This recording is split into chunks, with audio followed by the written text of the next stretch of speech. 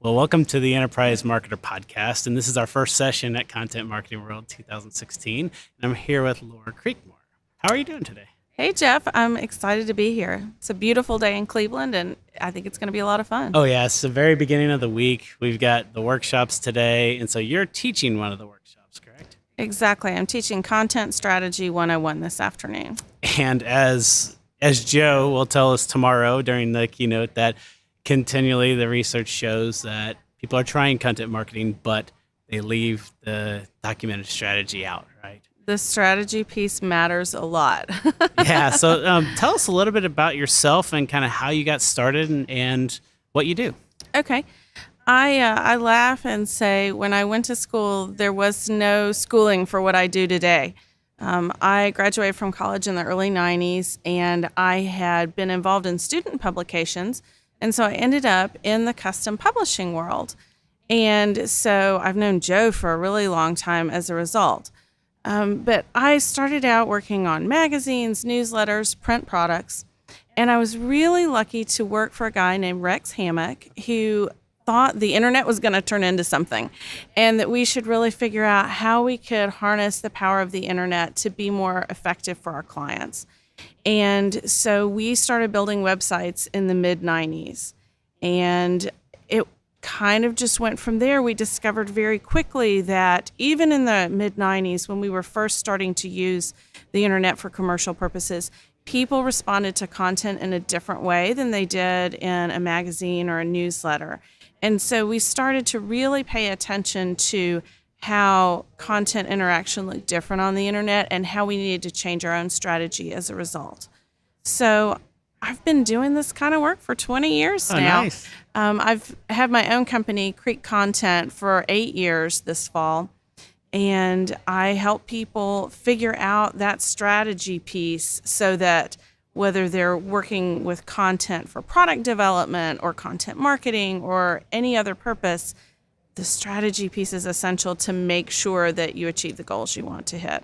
Yeah, I completely agree with you that the strategy is, it helps you stay on target, right? And so Absolutely. I talk a lot about agile marketing and adopting development tools for agile. And the first thing I always start with is the strategy piece. How do we know who your audience is? How do we know the tactics and the techniques you're going to use to reach them? And people in the workshops, even, they like, let's skip past this real quick, right? That's like, it's like starting a business. It's like, I don't want to write a business plan, Right. and that's what they feel strategy is, but it's so much more important. Well, I love that you mentioned the word audience because that is the drum that I beat constantly. A lot of people are pretty good at saying, my business would like to achieve this goal. Or, we want to increase sales 20% this year. Or, we want to grow a new market, or we've got a new product. But they don't spend as much time necessarily on the audience piece. And that part really ought to be driving everything we do. Because if we don't understand who our audience is and what they need from us, it really doesn't matter what we want to sell to them or what we want to convince them to do. We've got to hit their needs first. So I spent a lot of time in the workshop this afternoon and in all of my work helping folks understand how do we build a better connection with our audience. And frankly, I think this goes back to my early days in custom publishing when a term called relationship marketing was very popular. And folks who've been around a long time remember Don Pepper and Martha Rogers, and they really popularized this idea that I think is so essential on the internet, even more so than it was when we were doing printed publishing, that you have to understand who you're talking to and you have to meet their needs. Once you do that, a lot of things flow. But that's why the strategy piece matters a lot. If you're intentional about audience and you're intentional about your business goal, the content marketing writes itself. Yeah. Yeah. And your audience isn't necessarily who you think it is. Like if you go talk to a salesperson and you say, okay, who's our audience? They're going to tell you the person who's going to sign the contract. And unfortunately, especially in B2B, that's not always who's doing the research. That's not always who has the pain points, who is finding out about your company. And so part of your strategy has to be digging around and seeing what that journey looks like. So I love that you mentioned that, and you're making me think about one of the other speakers here this week, whose book I think is really essential reading for anybody who's doing content marketing, and that's Adele Ravella, who wrote a book called Buyer Personas. Yeah. And I love that concept so much because she says, look, the demographics of your audience aren't as important as understanding how they make the buying decision. And you really hit on that at the enterprise level. There are a lot of people who are involved in a decision, and we sometimes focus too much on the person who signs the contract or the check, and we don't think as much about all the people who will use the product or service or who are impacted by it every day. And those people are often the ones who are influencing the purchase decision, who may truly be the ones making the purchase decision. And so it's important to understand, if it's a product, how does it interact with your end user? How does it make their life better? Yeah. How do they find out, I've got a problem? Do they even know how to identify the name of their problem? Sometimes so much of content marketing has to be about education and alerting people there's a solution out there to a problem you couldn't quite put your finger on, but that drives you crazy and wastes a lot of your time. So getting into the nitty gritty of those kind of complex decision-making processes is really important. And it's not as important, that I'm a 40-something mom who's got 2 kids in soccer, and less relevant than how do I find information, how do I make my decisions, and how do I decide when to purchase. That's the stream of thinking you really want to tap into if you want to be effective with your content.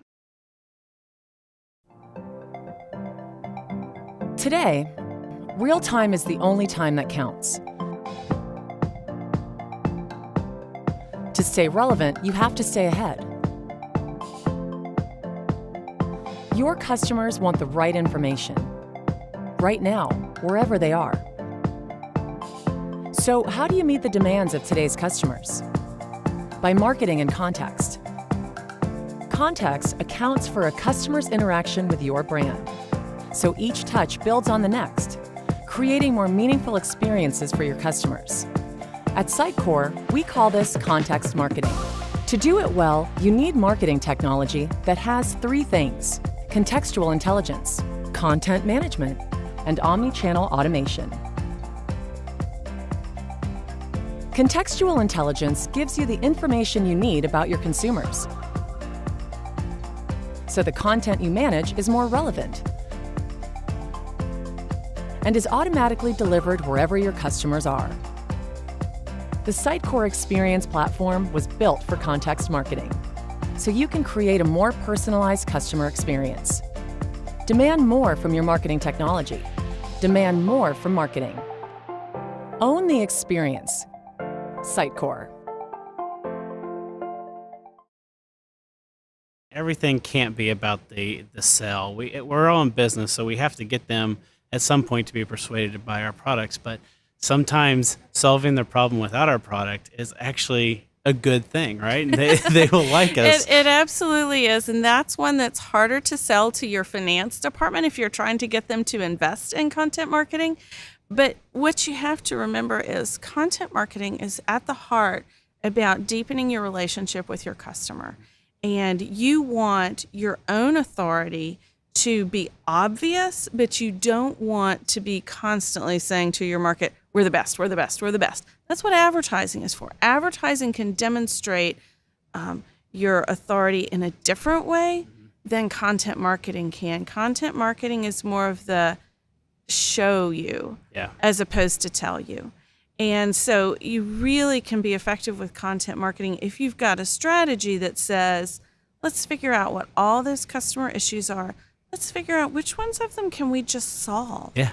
And when you demonstrate that you are or can be a trusted partner in their day-to-day life or business life or wherever you need to fit in, that makes the audience turn to you when it's time to make a purchase. Yep. And so if you're there all along, you're going to have a much better shot at getting your hand in their pocketbook when it's time to make that decision. Absolutely. And we know that the statistics say it's around 60% now the purchase decisions are made without even interacting with the company, and that's going to be up to around 80%. And so it's critical that your content strategy is developed enough to hit them at the 20, the 40, the 60, and the 80%. I think that's so important to remember. And honestly, many of us could just think about our own purchasing patterns to realize how true that is. If I can avoid going to a store, avoid having to speak to a salesperson, avoid, having to go around and do comparison shopping, even for very large purchases, whether it's at work or at home, many of us turn first to the internet. We want to find, a comparison tool that can help us do the work that 20 or 30 years ago, a salesperson in a showroom floor would walk us through. And that's not how we do that today, partly because we just don't have time. Nobody's got time to do that anymore. It's a rare sale that a customer shows up at a physical location with no idea of what to buy, with no research done. That doesn't happen anymore. And so if your information that's available to the customer in whatever form, whether it's something that, you're reaching them by email or online or in a printed publication, if you're reaching them with the information they need before they buy, then you're going to be way ahead in the long run. So when you document your content strategy, the other portion, the people who don't document are out there, but then there are the people who document originally, and then it becomes this piece of paper on their desk that gathers dust. How do you suggest people keep this thing alive and make it a living document that goes along with their process? Well, here's where we have to turn to one of the other speakers who's here this week, and that's Lisa Welchman, she has a workshop this afternoon on content governance. And she's written a book about it called Managing Chaos. And I think those ideas are so critical because you're exactly right. We often write down a plan. We say, here's how we're going to do this going forward. But 3 months down the road, 6 months down the road, 14 people involved have changed jobs and the marketplace has changed and there's new technology out and our strategy is not relevant anymore. So you have to figure out what that cycle is in your industry, in your company. How often do things change? How often do you need to look at your strategy again? And from a content perspective, you've got to look at that even more often because things change day to day. You may learn something from your analytics or from sales data or from customer sentiment analysis on social media. That means you need to tweak your strategy as you go. So I think that governance piece, figuring out when you're going to decide, who's going to be involved in decisions, how you're going to make decisions, and figure out what that cycle is really important. It doesn't mean you need to redo what you're doing every single day, but it does mean that before you start, you need to think about the review piece and coming back around to see, is what we're doing still working? Should we be trying something new? What's changed since we last set out this strategy? So kind of as we start to wrap this up, what are some parting thoughts you'd give the frustrated marketer who's trying to figure this out? They've taken on content marketing, but it's just not working the way they thought it would. Their team's asking questions, their bosses are asking questions, and they're sitting here with just this lackluster strategy, and they want to know what's next. So I always tell people the basics are know your audience and know your business goals. If you've got those two, you're off to a great start. If you don't have them, get them right now. So start there for sure. Another thing that I tell folks, especially folks who are frustrated, a lot of us, I'm a first child. I was raised to follow the rules and ask permission. And this is one of those areas where you frequently have to demonstrate results before you ask permission, just because corporate cultures aren't always as fast to change as we want them to be. And so one thing I remind marketers is you don't have to ask permission to practice your craft. And get your boss, your team, your whoever to agree on what the business goal is and say, great, we're going to go out and do our best to achieve this goal. Leave the details of it to me. And that often helps overcome some of those concerns that, we're doing something different. I'm not sure, do I need to get approval before I change how I spend my budget? Well, sometimes you do. But if you go at it with the attitude that you are a marketer, you know how to practice the craft of marketing, pull in the resources you need, ask a lot of questions, come to conferences like Content Marketing World, but go out and do your best. I know that the finance team at your office doesn't sit around and say, is it okay if we use generally accepted accounting principles? Yeah. That's how they practice their craft, Exactly. right? So I don't think we have to ask permission to practice our craft in the way we know is best. Absolutely. Well, thank you for your time, and I hope that you have a great session today. Awesome. Thank you so much. It was great to talk to you, Jeff. Great. Thank you. There are so many marketing tools to choose from these days. More than 3,500 the last time we checked. If you're overwhelmed and confused, you're not alone. With so many options, marketers are having a difficult time trying to select which tools will meet their team's unique needs. So why do the top content marketing teams choose DVHQ? It's because of our unique focus. Let me explain. The typical content marketing process looks something like this. You start with a defined strategy, then you ideate and brainstorm with your team. Create a plan of attack, produce the content, optimize it, then publish and promote the content, and finally, review the analytics to see how your content performed. As you may know, most marketing software tools are built to support the back half of this process. There are countless CMS platforms, email marketing tools, marketing automation systems, social publishing tools, analytics suites, etc. The list goes on and on. But here's the thing. The back half of the process is not where companies are really struggling. What marketing teams are really struggling with is the upfront part of the process, the strategy, the ideation, planning, workflow, and collaboration during the content production process. Sound familiar? If you don't get your upfront strategy and planning right, the odds of consistently publishing great content is, well, not very good. So these upfront areas are where we focus 100%. We don't want to reinvent wheels or be a jack of all trades, master of none type of content marketing solution. DVHQ is on a mission to build a content marketing platform that makes it incredibly easy for you to plan and produce high quality content more efficiently. This approach then gives you the freedom to integrate and connect DVHQ to your preferred downstream tools. So, if you're looking for help with strategy, ideation, planning, and collaboration, then we're the solution for you.